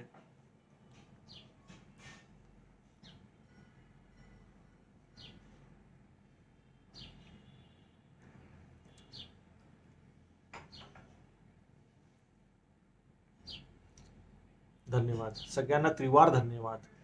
कारण काय करणार, जमाना खराब आहे. माझ्याकडे जे अपॉइंटमेंट मध्ये लोक येतात ना ते 10 ठिकाणी फिरलेले असतात. मग त्यांना कोणी सांगत नाही कोण काय करते. मग माझ्याकडे येऊन मग ते विचारतात की काय झालं, कोणी सांगितलं. मग मी सांगतो याने केलं. मग काय करू आता, पर्याय तर नव्हता. बरं, धन्यवाद सगळ्यांना कळालं. ही महत्वाचं आहे. हे खूप गोष्टी, नाहीतर खूप नुकसान होतं. आता स्त्री वर्गाचा विषय खूप डेंजरस आहे. स्त्री वर्गाचा खूप विषय डेंजरस आहे, खूप संवेदनशील विषय आहे. आणि ह्या बाबा भगतच्या मॅटरमध्ये महिला वर्ग पहिल्या फसतात. बाबा या बाबा भगतच्या मॅटरमध्ये ना महिला वर्ग पहिल्या फसतात. ठीक आहे. आणि मी सगळ्या महिला वर्गांना मला अतिशय आत्मीयतेने मला सांगायचं आहे की कृपया करून तुमच्यासमोर हात जोडतो, तुम्ही कृपया करून कुठल्याही मोहाला बळी पडू नका. कुठल्याही मोहाला बळी पडू नका. कारण की मला कळतंय की तुमच्या जीवनाचे धागेदोरे खूप विस्कटलेले आहे. सगळं म्हणणं बरोबर आहे, पण थोडा संयम ठेवा. महाराजांकडे निवेदन ठेवा. महाराज त्यांच्या योग्य व्यक्तीपर्यंत तुम्हाला पोहोचवतील. पण तुम्ही कृपया करून, अच्छा, हे कर्णपिशाच्चे वाले लोक सांगतो मी, हे पण सांगतो कसे ओळखायचे. चला, कर्णपिशाच्चे वाले लोक पण सांगतो कसे ओळखायचे. पहिले महिला वर्गांचा विषय हा संवेदनशील विषय आहे. कळलं का? आपल्याही घरामध्ये आई बहिणी आहेत, आहे ना. प्रत्येकाच्या घरामध्ये आई बहिणी आहेत, प्रत्येकाला त्यांच्या त्यांच्या आया बहिणींची खूप काळजी असते. आया बहिणींची हा सांगतो ताई, कर्णपिशाच्या पण सांगतो ताई. पहिले महिला वर्गांचा जो फसवे गुरु संदर्भात महिला वर्गाचा जो विषय आहे ना, हा विषय खूप गंभीर विषय आहे. हा खूप गंभीर विषय आहे. मी तुम्हाला मी नाव नाही घेणार. अहमदनगरची एक अपॉइंटमेंट होती. त्या अपॉइंटमेंटमध्ये एक महिलेने मी तुम्हाला हा माझा अनुभव सांगतो काय झालं. त्या महिलेला तिच्या नवऱ्याचा खूप त्रास होता. तर तिने अपॉइंटमेंट घेतली होती की नवरा पिडतो म्हणून. तिने प्रतिनिधींकडून अहमदनगरमधून अपॉइंटमेंट घेतली. ठीक आहे, ती व्हिडिओ कॉलवरती आली. या गोष्टीला बरेच 2-3-4 महिने झाले असतील या गोष्टीला. ती आली, त्या अपॉइंटमेंटमध्ये आली. मी तुम्हाला सांगतो काय झालं. महिला वर्गांचं सांगतो किती दयनीय अवस्था होती बघा. महिला वर्गांची या बाबा भगतच्या नातामध्ये किती दयनीय अवस्था होती बघा. तर त्याने अपॉइंटमेंट घेतली. ठीक आहे म्हटलं, ताई श्री गुरुदेव दत्त. तर ती महिला जी होती म्हटलं, ती बोलायला लागली की असं असं झालं, नवरा असं असं करतो, त्रास देतो, हे करतो ते करतो. मी तिला पहिले म्हणालं, ताई माझ्याशी बोलण्याच्या आधी तुम्ही कुठल्या नवनाथीय साधकाकडे गेला होता? हा, मग ती दचकली. हो भाऊ गेले होते, मला गरज होती, गेले होते, पण त्याच्याकडून काम नाही झालं. मग मी तिला सांगितलं, ताई तुम्ही ज्याच्याकडे गेला होतात ना, तो नाथांच्या त्रिशूला खालच्या शक्त्यांसोबत राहतो. नाथांच्या त्रिशूलाखाली ज्या शक्ती आहेत ना, त्याच्यासोबत तो राहतो. आणि त्या शूद्र शक्ती आहेत. तुम्ही जर त्याच्यासोबत जर तुम्ही जाता, तर तो तुम्हाला नाही माहिती तो तुमचं काय करेल. तुमच्या शरीराचा तो पेन ड्राईव्ह म्हणून वापर करू शकतो, एनर्जी स्टोअर करायला. इतकी वाईट परिस्थिती होऊ शकते. तुमच्या देहाचा जो पेन ड्राईव्ह म्हणून वापर करू शकतो, एनर्जी स्टोअर करायला, आणि तुम्ही त्यातून सुटू नाही शकत. आणि तिला त्या गोष्टीचा अंदाज आला होता. इतकी भयानक परिस्थिती आहे महिला वर्गांची. का की वेसल असतं. स्त्री देह एक वेसल आहे, एक पात्र आहे. त्या पात्रामध्ये हे भगत बाबा लोक त्यांचं पेन ड्राईव्ह म्हणून वापर करतात. त्यांच्या बॉडीमध्ये त्यांचे जे स्पिरिट्स असतात ते स्टोअर करतात. तर माझी तर इच्छा बिलकुल नाही आहे की आपल्या दत्तप्रबोधिनी न्यासोबत जोडलेल्या ज्या काही आया बहिणी आहेत, ज्या महिला वर्ग आहेत, त्यांच्यासोबत अशा पद्धतीचा अन्याय नाही व्हायला पाहिजे. त्यांच्या बॉडीमध्ये कोणी काही स्टोअर नाही. मागे पण एक झालं की अपॉइंटमेंट आली झपाटलेली. त्याच्यामध्ये पण एका अघोरी बाबाने त्या स्त्रीच्या देहामध्ये घाणेरड्या पद्धतीने पिशाचच ठेवली होती, स्टोअर करून लपून ठेवले होते दुसऱ्या बाबांपासून वाचायला. म्हणजे त्याच्या आपापसात पण बाबा लोकांमध्ये मारामारी असते की तूने मेरा ये लिया, मैंने तेरा वो लिया, मैंने तेरा ये खींचा, तूने मेरा ये खींचा. मग ही लोक, मी तुम्हाला सांगतोय ते ऐका व्यवस्थित. ही तुमची सेफ्टी आहे. I am here to making you safe, making you secure. माझं ऐका. खूप परिस्थिती खराब आहे बाहेर. हुरळून जाऊ नका तुम्ही लोक. दत्तचरण सोडून बाबा भगतगिरी करू नका.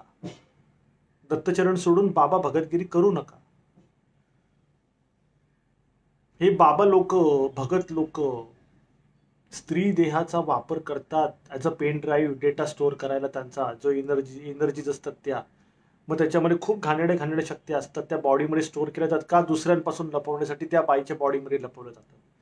आणि ती बाई बिचारी घरामध्ये कष्ट करते, राबते, नवऱ्यासाठी, मुलाबाळांसाठी, सगळ्या. तिलाच माहीत नसतं तिच्या बॉडीमध्ये काय त्रास आहे. नवऱ्याला लपून, नवऱ्याला काय सांगत नाही ती कुठे जाते. नवरा जातो कामाला, ही जाते मैत्रिणीच्या नावाने. आणि घाणेरड्या पद्धतीने महिला वर्गांना अडकवलं जातं.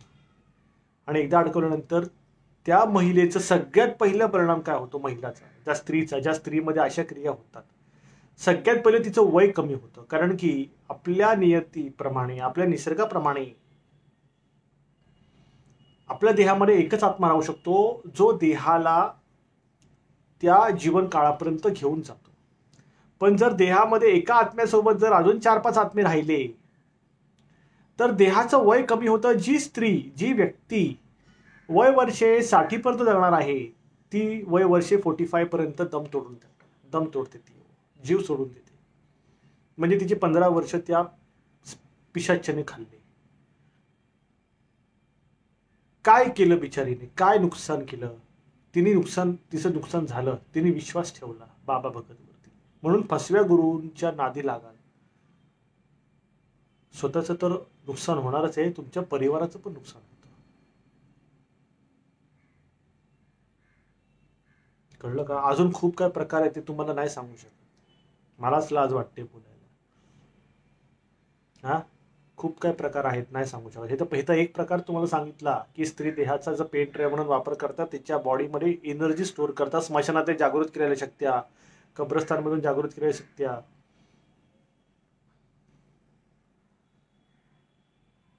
तुम्हाला एक गोष्ट सांगू का? आता आपल्याकडे धुमावती मातेचं मंदिर आहे, होय की नाही? तिकडे एक साधक यायचा पहिले सुरुवातीला, नाव नाही घेणार त्याचं. आपल्या धुमावती मातेच्या मंदिरात तुम्ही सगळ्यांनी आपल्या धुमावती मातेचा व्हिडिओ बघितलेला आहे. तिकडे साधक यायचा, तर त्याची स्टोरी एवढी भयानक आहे. तो बँगलोरला कामाला गेला होता, बायको त्याची राहायला इथे. तुम्हाला विश्वास नाहीये की त्याच्या सासूने, म्हणजे आई सासू म्हणतात ना, म्हणजे त्याच्या बायकोची आई, त्याच्या बायकोची आई फार मोठी बाबा भगतगिरी करायची. तुम्हाला विश्वास नाही बसणार. नवरा बँगलोरला, हा बँगलोरवरून तो आला, घरी आला. हा, घरी आला आणि परत थोड्या वेळासाठी बाहेर गेला. तेवढा तुम्ही विश्वास नाही ठेवणार की तिने काय केलं, सासूने त्याच्या सासूने काय केलं, खवीस पाठवला. आणि त्या खविसाने, तुम्हाला कळालं असेल काय म्हणालो आहे ना, खवीस पण त्या रूपात, नवऱ्याच्या रूपात पाठवला. जसं इंद्राने कसं ते रूप घेतलं ऋषी मुनींचं आणि त्यांनी भ्रष्ट केलं, तसं तिने खवीस पाठवलं तिच्या आईने. हे प्रकार आजही घडतायत, हे प्रकार आजही घडतायत.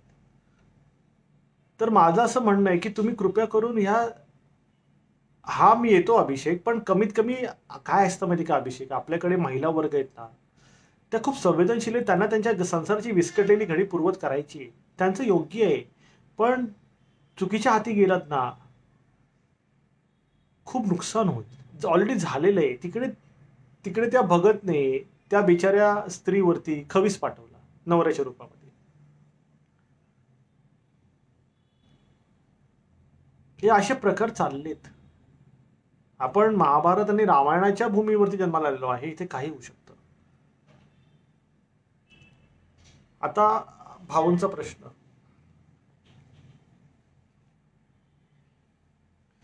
फसव्या फसव्या फसव्या गुरूंना धडा कसा शिकवायचा?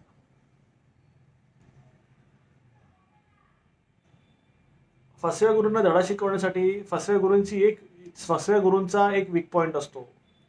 त्यांना विद्या करायची खूप खाज असते.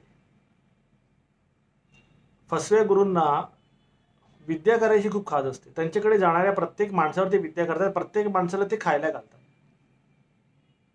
कळालं? विद्या करायची खूप खाज असते, ते विद्या करतात.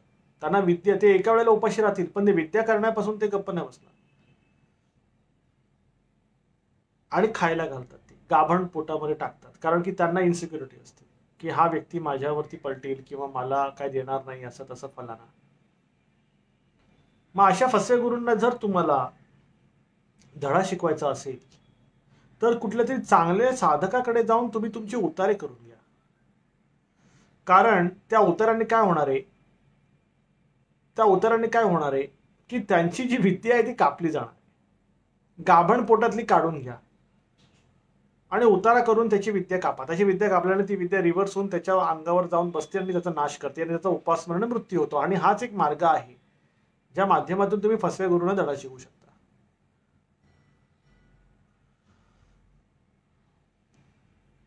ठीक आहे, आनंद आहे.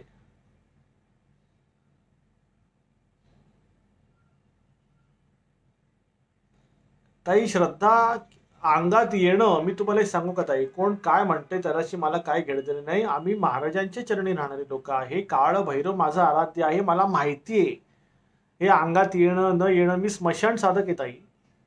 काळ भैरव आणि काळ भैरवी स्मशानवासी आहेत. मला सगळ्यात जास्त ह्याचं ज्ञान आणि याचा अभ्यास आहे की अंगात काय येतं आणि अंगातून काय जातं. मला माहिती आहे. मी कोळून पिलेलो आहे. हे सगळ्या गोष्टी कोळून पिलेलो आहे. एवढ्या वर्षात महाराजांनी माझ्याकडून सगळ्या गोष्टी पचवून घेतलेल्या आहेत. त्याच्यामुळे एकच निष्कर्ष येतो, दत्तचरण. कळालं? दत्तचरण. करणीबाधेवरती, करणीबाधा जो प्रकार आहे ह्याच्यावरती सगळ्यात जालीम उपाय आहे धुमावती मातेचं अनुष्ठान. पण धुमावती मातेचं अनुष्ठान नाकावर पाणी गेल्यावर केलं जातं, म्हणून मी ते कोणाला देत नाही. तिचं आवाहन कोणी पण नाही करू शकत.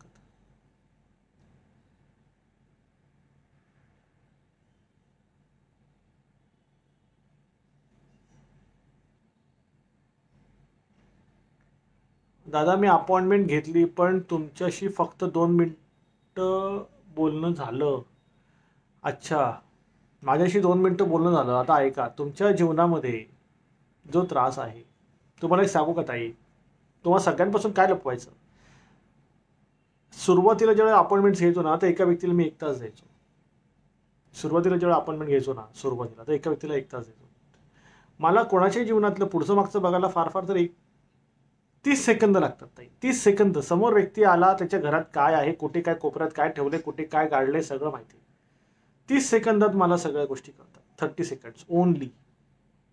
30 सेकंदात पूर्ण काढून घेतो कुठून काय झालेलं आहे, कोण केलेलं आहे. Point number 1. म्हणजे तुमचं कारण तुम्हाला सांगितलं. तुमचं कारण सांगितल्यानंतर तुम्हाला कसली अपेक्षा असते, उपायांची अपेक्षा असते. आणि ऑफकोर्स उपाय तुम्हाला लगेच ताबडतोब मी तुम्हाला उपाय देतो, सगळे उपाय पाठवून देतो. का? तुमच्या संपर्कात, तुमच्या घरामध्ये, तुमच्या कुटुंबामध्ये कधी कुठला त्रास येईल काय माहिती नाही कोणाला. पण जर आला तर तुमच्या हातात सगळे उपाय राहतील. तुम्ही अभ्यासवृत्तीने ते उपाय केले पाहिजेत. आणि ह्या सगळ्या कृती करायला मला 10-15 मिनिटाचा काळ लागतो. पहिले जो 1 तास मी घेतो त्या 1 तासामध्ये उपाय दिले, कारणं सांगितली, त्याच्यानंतर रिक्त वेळ शिल्लक राहिला तर काय मी गप्पा मारू? गप्पा मारायला वेळ नाहीये, कारण की माझ्याकडे आयसीयूचे पण पेशंट्स असतात. मला त्यांच्यावरती जास्त लक्ष द्यायचं असतं. त्यांचा एक एक श्वास महत्वाचा असतो. मग मी गप्पा मारणारी व्यक्ती नाहीये. दिवसभर मी कधी गप्पा नाही मारत. माझ्या फक्त एकच मत असतं, माझं एकच म्हणणं असतं की मला महाराजांचं कार्य करायचं, जनहितार्थ मला लोकांचा जीव वाचवायचा आहे. आणि ज्यांचा जीव वाचलेला आहे त्यांच्यासाठी समृद्धिकारक योग तयार करायचे असतात. हे माझे हेतू असतात. 1 मिनिट, 2 मिनिटं, 3 मिनिटांनी मला फरक नाही पडत. असेही साधक आहेत ताई, असेही साधक आहेत ज्यांना सूक्ष्म देहाने मार्गदर्शन होतं. आजही आहे. तुमच्यापैकी कितीतरी लोक त्यांना इथे तुम्ही सांगा, इथे सूक्ष्म देहाने मार्गदर्शन होतं. तुम्हाला काय वाटतं, मी फिजिकली टाइम दिला म्हणजे काय ती डेडलाईन झाली का? की सूक्ष्म देहाने कंटिन्युएशनमध्ये मार्गदर्शन असतं. 5-10 मिनिटांनी काही फरक नाही पडत ताई. तुम्हाला तुमचा प्रश्न सोडवायचा आहे.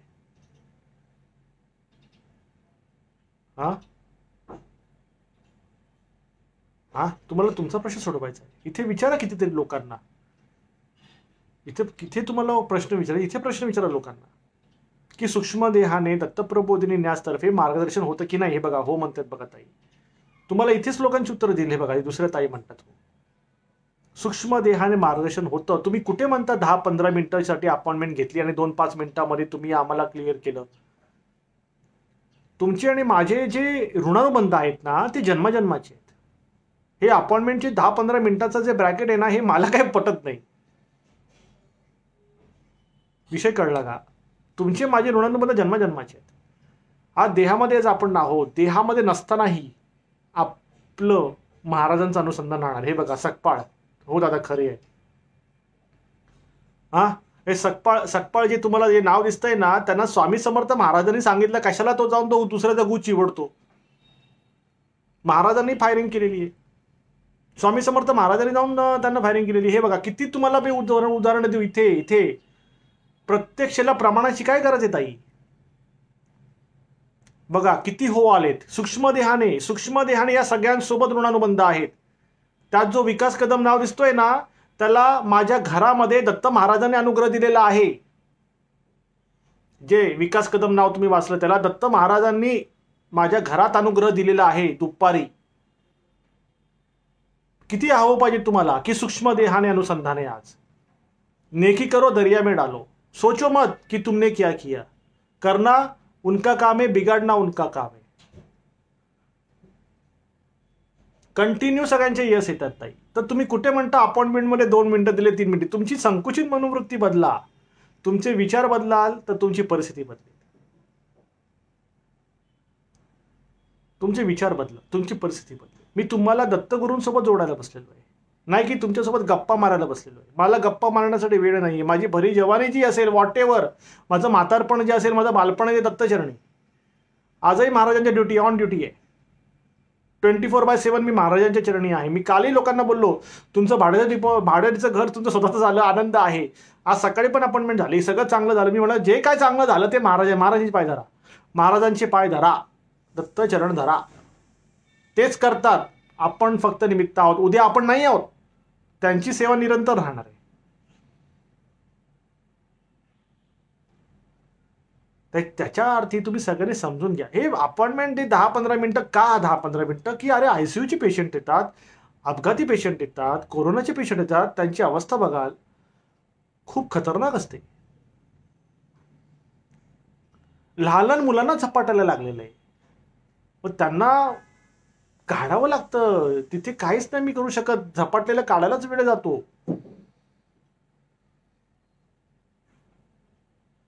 त्या अर्थी तुम्ही समजून घ्या हा विषय. 2-3-5 मिनिटाचा विषय नाही आहे. मला वेळ नाही लागत. एक क्षण पुरेसा आहे मला तुमच्यासोबत. एक क्षण पुरेसा आहे नजर टाकायला बस. नाही तर व्हॉट्सअप टाका, मी चिंतन करेन, महाराजांपर्यंत पोहोचवतो.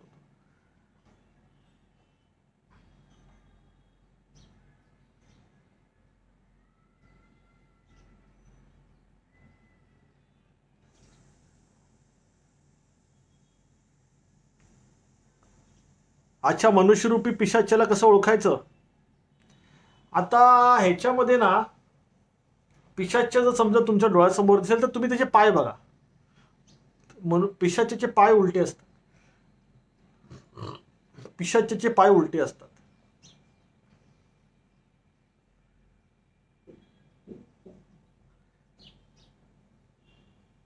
पिशाच्याचे पाय उलटे असतात. ठीक आहे.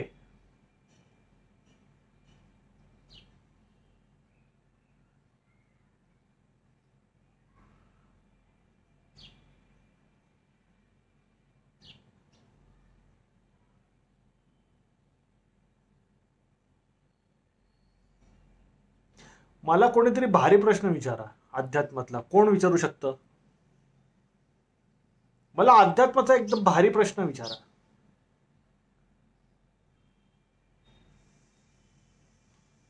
हा, कर्णपिशाच्य वाले लोक कसे ओळखायचे? हा हा हा हा. पहिले सांगू का कर्णपिशाच्य कशी सिद्ध होते? बघा, मी करणाऱ्यातला नाही ना, मला त्यात इंटरेस्ट आहे. कारण कर्णपिशाच्य सिद्ध करणारी लोक मरताना त्यांच्या अंगाला संडासाचा वास येतो. कर्णपिशाच्य ज्याने सिद्ध केलेला आहे, मेल्यानंतर त्यांच्या देहाला गोवाचा वास येतो. म्हणजे एवढं घाणेरडं त्यांचं मरण आहे कर्णपिशाच्य सिद्ध करणाऱ्यांचं. कळालं? सगळ्यात पहिला पॉईंट लक्षात ठेवा. दुसरा पॉईंट,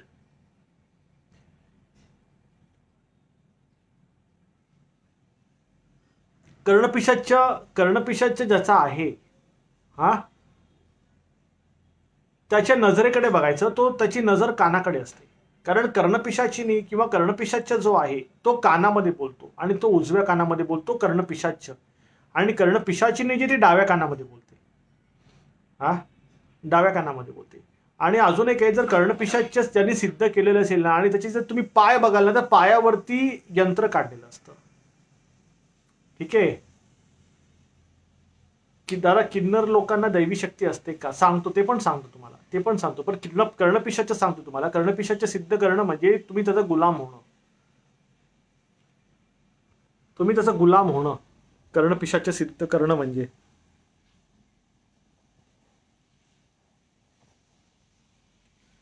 अच्छा, किन्नर लोकांनाही दैवी शक्ती असते. किन्नर लोकांनाही दैवी शक्ती असते.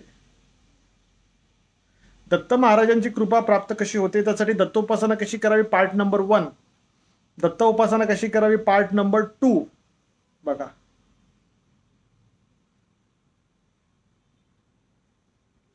सूक्ष्म जग अनुभवायचं असेल तर सूक्ष्म जग अनुभवण्यासाठी तुम्ही सबकॉन्शियस माइंडमध्ये आले पाहिजे. म्हणजे आता जे तुम्ही करता, जे बघत आहात ते कॉन्शियस माइंडनी बघत आहात.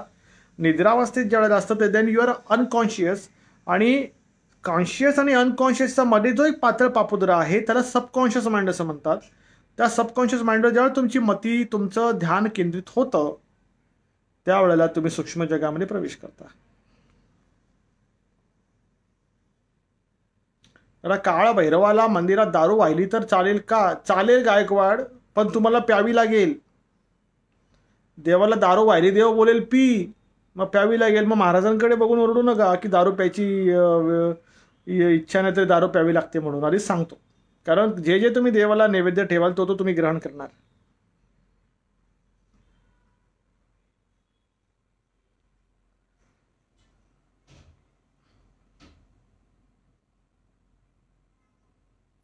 श्री स्वामी समर्थ महाराजांची निर्गुणातून सेवा करायची असेल ना ताई, तो उबंटू करा ताई, उबंटू करा. उबंटूतून महाराजांची सेवा होते. महाराज दृष्टांत देतात, महाराज खूप झाडतात ताई येऊन, असे असे बोलतात, खूप टोचतात महाराज जोरात. आता तुम्हाला नाही सांगू शकत किती शिव्या घालतात ते आणि कसं कसं बोलतात ते. खूप भयानक बोलतात ताई, खूप टोचतात.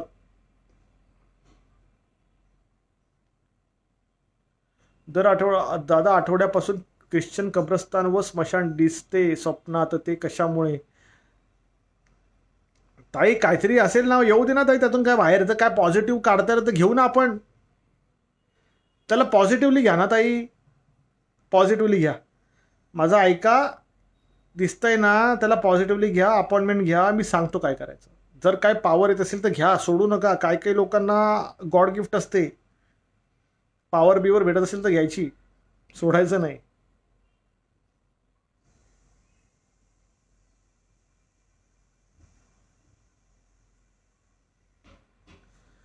डायरेक्ट कर्णपिशाच्याची मदत ते घेतात की नाही घेत ते मला माहिती नाही आहे, पण दत्त मार्गामध्ये हे चालत नाही. दत्त मार्गामध्ये हे चालत नाही. किन्नर लोक ओरिजिनल आहे कसे ओळखतात? हा चांगला प्रश्न आहे. याच्यामध्ये दोन आहेत, एक जोगती आहे आणि एक किन्नर आहेत. हां, एक जोगती आहे आणि किन्नर आहे. जोगती जे आहेत ना त्याच्यामध्ये बाळ जोगती जे आहेत ना ते ओरिजिनल असतात. बाळ जोगती जे आहेत ना ते ओरिजिनल. बाकी किन्नर जे आहेत ते आजकालचे किन्नर तर तुम्हाला सांगू का, दिवसा ते पैसे मागायला किन्नर असतात, रात्री जाऊन दुसरीकडे असतात ते. प्रेग्नेन्सीमध्ये कोणते स्तोत्र वाचावे? तुम्ही काय करत आहे, षष्टी मातेचं मी ना अनुष्ठान दिलेलं आहे. षष्टी मातेचं तुम्ही आपल्या प्रतिनिधीने कॉन्टॅक्ट करा. त्याच्यामध्ये गर्भपात न व्हावा यासाठी पण उपाय दिलेला आहे आणि नॉर्मल डिलिव्हरीसाठी पण उपाय दिलेला आहे. तर ते तुम्ही करा, तुम्ही प्रतिनिधींना कॉन्टॅक्ट करा.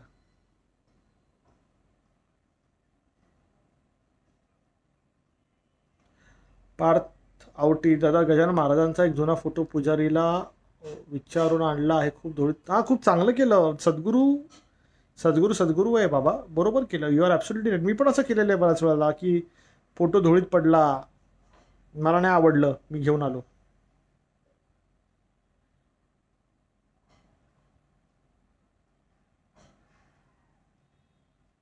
कोश म्हणजे आपल्या बॉडीमध्ये कोश आहेत.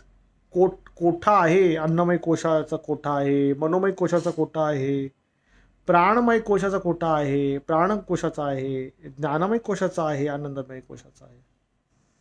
दादा मुलाचं लग्न जमत नाही, मग एक काम करा ना, मग एक काम करा ना, नवनाथ भक्तिसाराचा 28वा अध्याय वाचा.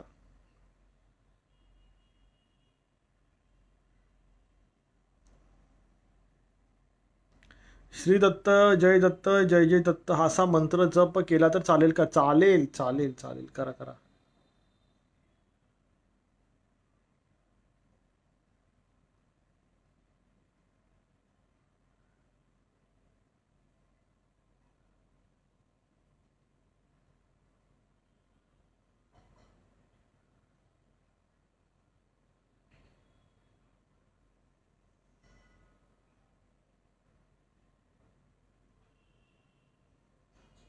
दादा आपला जन्म पहिला आहे की शेवटचा? मोक्ष प्राप्ती कशी होते? आता ते मोक्ष प्राप्ती कर्मबंधनातून नाही होत, कर्म मुक्ती व्हायला पाहिजे, मग मोक्ष प्राप्ती होते.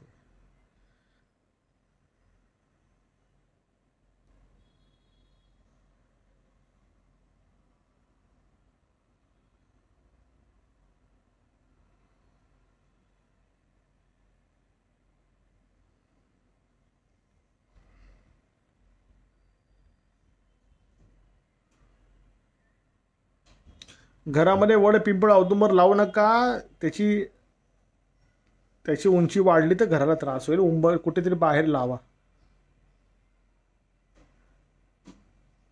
माझ्या वडिलांना करणेबाटीचा त्रास आहे. ठीक आहे ताई, तुम्ही प्रतिनिधींचे वेळ घ्या, प्रतिनिधीसोबत बोला, प्रतिनिधींसोबत बोला आणि मग बोला माझ्यासोबत. राजू सावंत साहेब, सगळं मार्गदर्शन मिळणार आहे. तुम्ही त्या पद्धतीने सहभागी व्हा दत्तप्रबोधिनीमध्ये. तुम्हाला सगळं टोटल तुम्हाला क्लॅरिफिकेशन देणार. दादा श्री स्वामी समर्थ महाराजांचा तुमचा अनुभव सांगा. बरं, आता सांगतो माझा अनुभव कसा आहे. ही गोष्ट माझ्या लहानपणाची आहे. माझ्या लहानपणाची गोष्ट आहे. त्यावेळेला माझं वय किती असेल माहिती आहे का?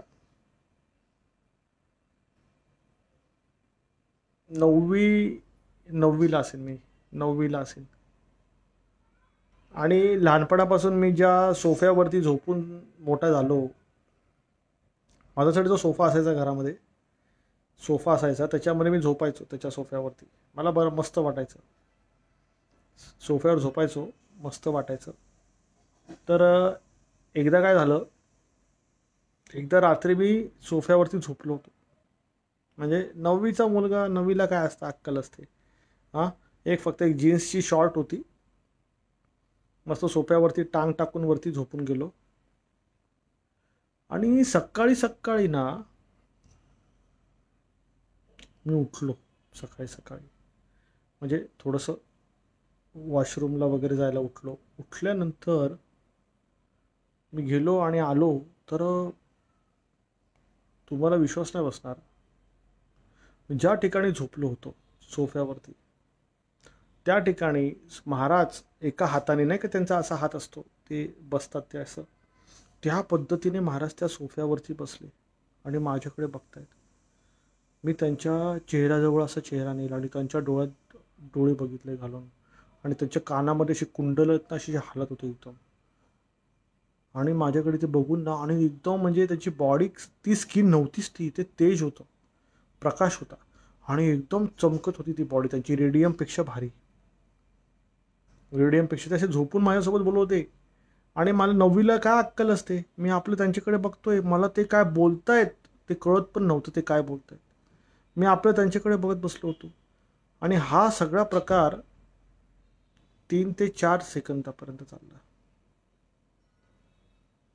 3 ते 4 सेकंदापर्यंत मी आलो, बघितलं महाराज बसले, बघितलं, पटकन गायब झाले.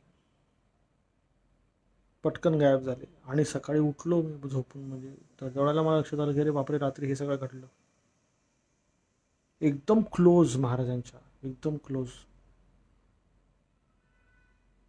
काय माहिती कसं काय दर्शन झालं, मला काय माहिती. 9वीला तर काय डोक्यात पण नाही. आपला गणपती बाप्पा मोरया, मंगलमूर्ती मोरया करतच बसायचो. आपल्याला काय एवढं माहिती पण नव्हतं की महाराज आहेत.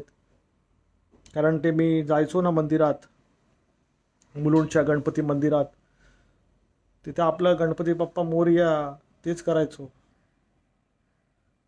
असा प्रकारचा अनुभव झाला लहानपणी. नंतर नंतर गायडन्स यायला लागलं शाळेमध्ये. 10वीला आलं, 11वी 12वी, मग ते गायडन्स यायला लागलं महाराजांचं. त्याला मागील ऑनलाईन सेशनमध्ये अचानक तुमच्या चेहऱ्यात वेगळे दिसले. तुमचे डोळे व महाराजांच्या पादुका तुमच्या डोळे दिसत होते आणि नोज हे त्रिशूल दिसत होते.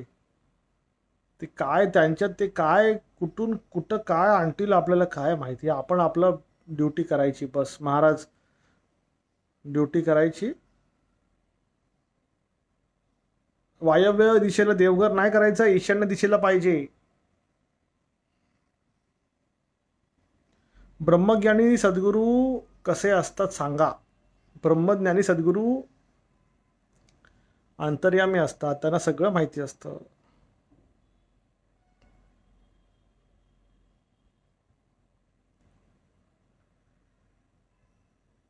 जरा पोटातील गाभण शरीरात डॅमेज करते का? हो, डॅमेज करते ना. गाभण बॉडीला डॅमेज करते. विशिष्ट करून महिला वर्गांना ना, त्यांच्या मासिक धर्माच्या काळामध्ये खूप यातना होतात. गाभणचा महिला वर्गांना मासिक धर्माच्या काळामध्ये खूप यातना होतात, खूप त्रास होतो. आणि ह्याच्यामध्ये अजून एक मुद्दा मी अपॉइंटमेंटमध्ये बघितलं, की घरामध्ये करणीबारीचे जे काही प्रकार घडलेले आहेत लोकांकडे, त्याच्यामध्ये ना वयात आलेल्या ज्या मुली आहेत, लग्नाच्या वयात आलेल्या, तर त्यांची ना त्यांचे मासिक धर्म, त्याचे पिरियडच बंद केलेले आहेत खायला घालून. त्यांचे पिरियडच बंद केलेले आहेत खायला घालून. असे पण क्रिया बघितलेल्या आहेत.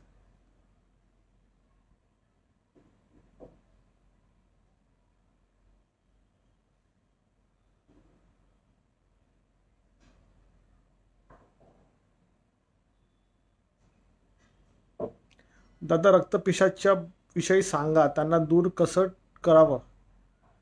हा एक चांगला प्रश्न आहे. कारण मागे ताई गाभण, मोरेताई, गाभण म्हणजे लोक खायला घालतात भस्माच्या रूपामध्ये. अघोरीचे भस्म असतात, सांगतात लोक, तुम्हाला सांगतील गाणगापूरचं भस्म आहे, हा इकडचं भस्म आहे, तिकडचं भस्म आहे. पण एक नंबरचे बदमाश, धूर्त आणि लुच्चे लोक घरी येणाऱ्या पाहुण्यांना जेवणामध्ये घालून देणं, घरातल्या मुलांना जेवणात घालून देणं, का आमचे गुलाम व्हावे सगळे.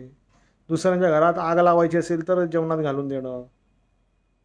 कोणाच्या हातून काही खायचं नाही. म्हणून मी महिला वर्गांना सांगतो की कुठेही जायचं असेल स्वतःची पाण्याची बॉटल घेऊन जायची आणि कोणाकडे काही खायचं नाही. जर काही खायचं असेल तर स्वतःच्या घरात खायचं आहे, स्वतःच्या हाताने बनवून खा.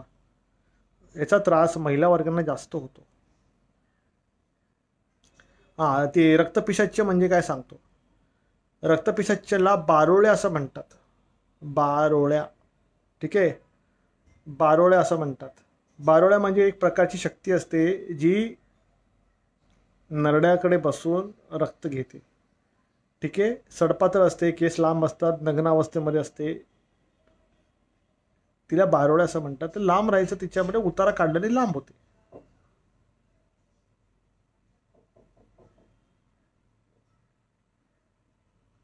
कडक क्वेश्चन दादा. You give one mantra for namasmaran after continuously chanting that mantra he dreams siddha purush Gurudev gives another mantra so which to chant. I could hear only few alphabets of by but guru grace I could crack it in Girnar. So should I chant new mantra? नाही, एकच खड्डा खोदायचा. एका खड्ड्यात श्री दत्तामध्येच सगळ्या गोष्टी involve आहेत. वेगवेगळे खड्डे खोदाल तर जन्म फुकट जाईल, पाणी कुठे लागणार नाही. ताई, ईशान्य कोपरा कट आहे ना ताई, तर वास्तू उतारा करा, वास्तू तोडका करा.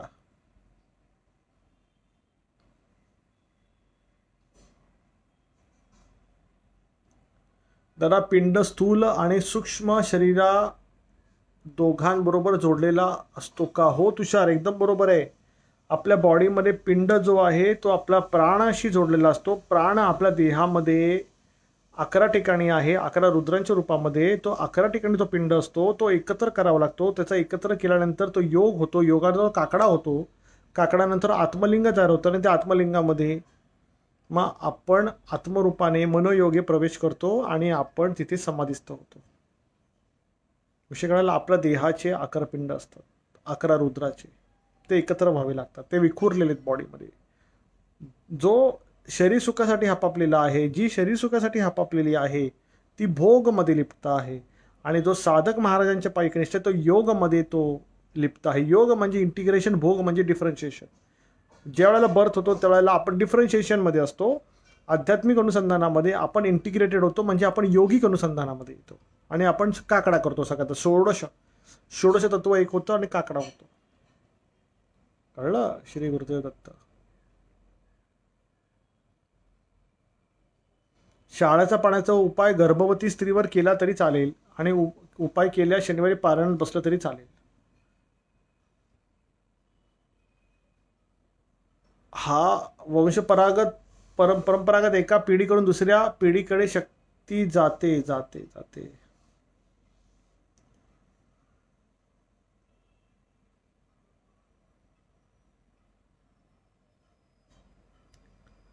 धुमावती आई सोबतचा आपला अनुभव सांगावा.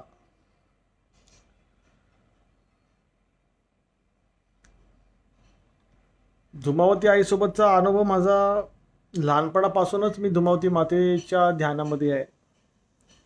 पहिल्यापासून म्हणजे 10वी-11वी पासून धुमावती मातेच्या ध्यानामध्ये आहे. आणि तिने पाळलं आहे तसं लहानपणापासून. आणि अनुभव काय सांगणार, तिच्या सानिध्यामध्येच आहे, तसं काय अनुभव विशिष्ट आहे. शत्रूचा नाश केलाय तिने. आजही ती शत्रूंना शोधून शोधून मारते. तिच्या इच्छेने करते. मी काही तिच्यासमोर बोलत नाही, काय नाही, आपलं महाराजांचं कार्य करत राहतो. काय त्याच्यामध्ये अनुभव काय सांगणार, सोबतच आहे ते अनुभव काय सांगू.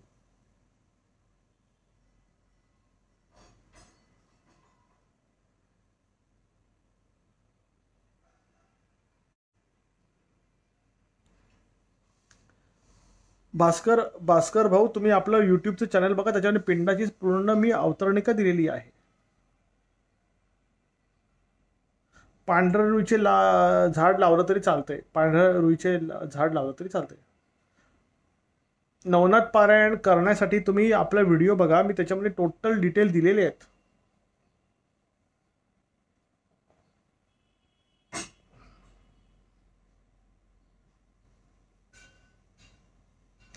भाऊ तुमचा प्रश्नच नाही करणार दादा. पिशाची साधना करणाऱ्या गावात कसे राहावे. कुठे गावात होते पिशाची साधना सांगा.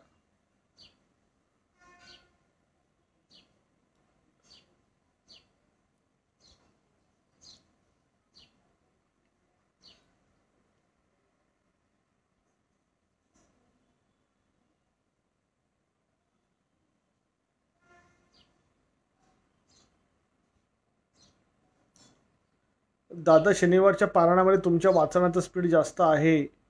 मी मागे रात्री उशिराने पूर्ण झाले तर चालेल का. बरोबर 12:30ला संपत नाही. चालेल चालेल, हळूहळू वाचा, काय प्रॉब्लेम नाहीये. माझा स्पीड थोडा जास्तच असतो.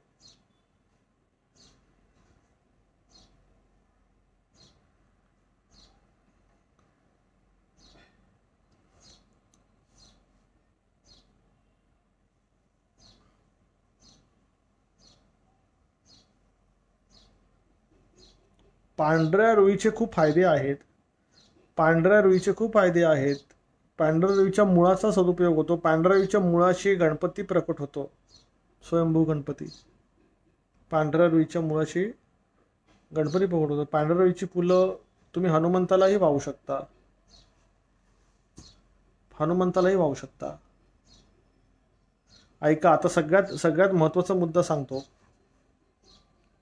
सगळ्यात महत्त्वाचा मुद्दा राहून गेला बोलायचा. सगळ्यात महत्त्वाचा मुद्दा राहून गेला बोलायचा. तुमच्या सगळ्यांच्यासाठी एक महत्त्वाची गोष्ट आणलेली आहे. 12 तारखेला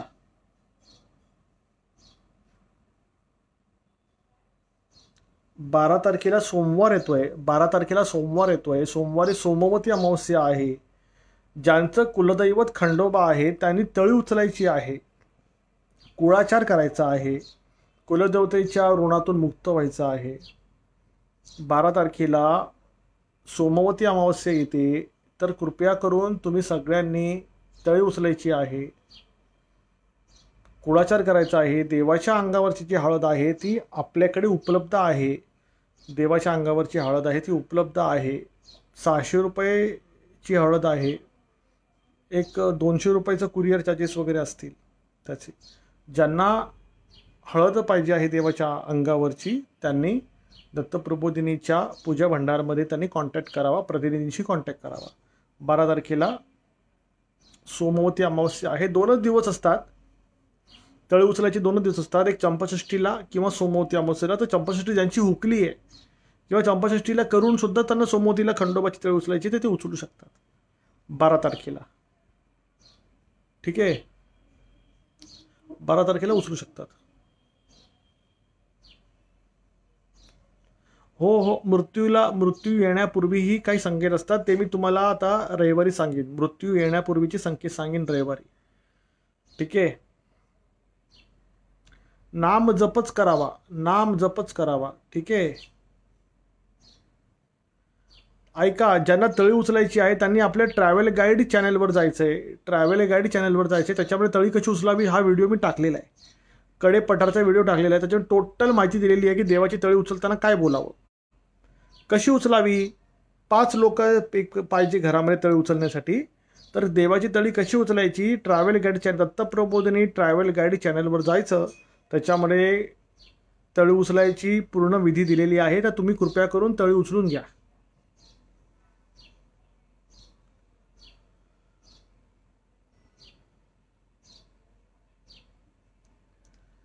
आणि आजीवन सभासदांमध्ये दत्त महाराजांना वाहून घेणारे जे आजीवन सभासद आहेत त्यांनी शुद्ध शाकाहारी राहायचं आहे.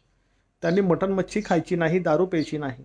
लक्षात ठेवा, त्यांनी दारू प्यायची नाही, मटण मच्छी खायची नाही. दत्तमार्गी साधक लोक हे करत नाहीत. शिवतत्वामध्ये जे आहेत ते मटण मच्छी खाऊ शकतात, कारण त्याच्यामध्ये काळ भैरवच आराध्य दैवत आहे आणि काळ भैरवच सद्गुरू आहे. काळ भैरवाची तामसी, राजसी आणि सात्विक तिन्ही मार्गांनी पूजा होते. ठीक आहे. घरातही होते कुलदेवतेच्या रूपामध्ये जो घोडेवाला देव आहे, आणि स्मशानातही पूजा होते ज्याची श्वान आहेत. ठीक आहे.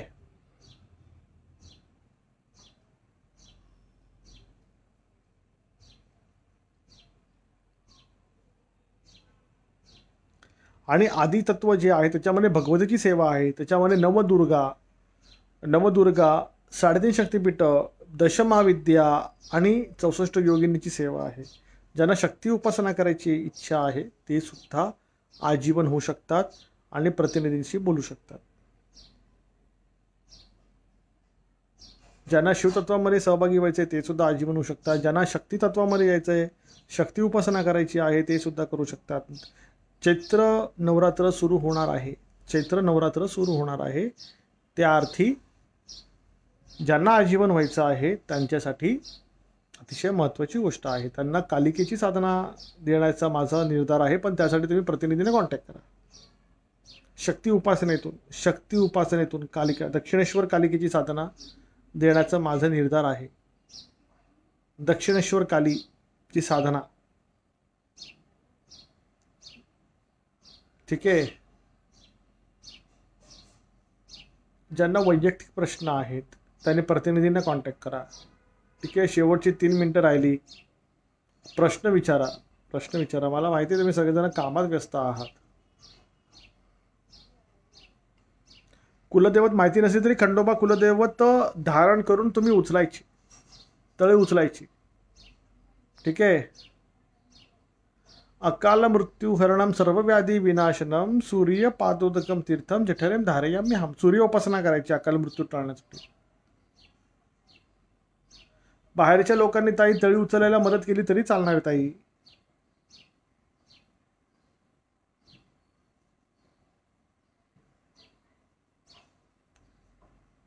जय आदेश सगळ्यांना. जय आदेश. चला, आनंद वाटला. आजचा दत्त सत्संग अतिशय सुंदर झाला. अतिशय सुंदर झाला. ज्यांना वास्तुयंत्र घ्यायचं आहे त्यांनी प्रतिनिधींना कॉन्टॅक्ट करा. वास्तुयंत्र ज्यांना घरासाठी घ्यायचं आहे त्यांनी प्रतिनिधी, त्याचा व्हिडिओ बघा, व्हिडिओही अपलोड केलेला आहे. जय आदेश सगळ्यांना.